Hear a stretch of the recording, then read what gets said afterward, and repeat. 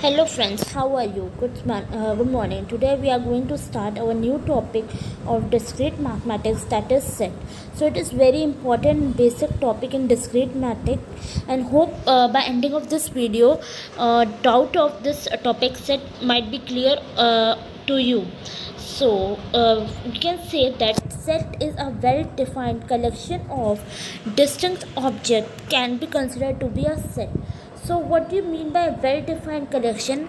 I can explain you what do you mean by the well-defined collection. Actually, the well-defined collection means a particular reason is there to collect an element in a set, and it can be in an unordered way. So, the elements in the set are in unordered way. So in capital letter A, it's being represent a set A, and small a represent a element which is belong to a set. So how we represent a set is with a curly braces, and we having a 4 element in a set, that is 1 4 9 2, and we can say that A is not an element of a set by this method. So you can see here that 1 belongs to set A and 3 does not belong to a set. So now we will discuss next topic, that is null set or empty set. So null set and empty set can be represented by this method. A null set represents that there is no element in a set. If a set having only one element, then set is called as a singleton set. So now we will have a brief overview about the notation of a set.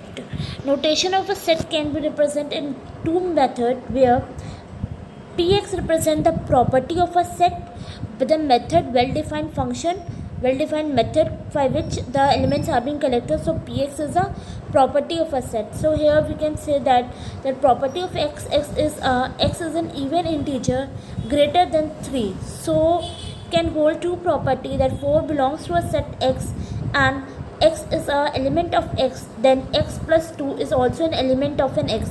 So we can see an example. The element of X is that 2 4 6 8 10, and can be more also.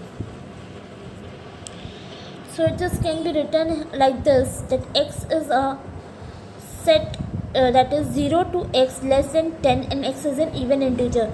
So it represents, this is a set builder form and set builder form representation of a set. And now we can have an overview of a universal set.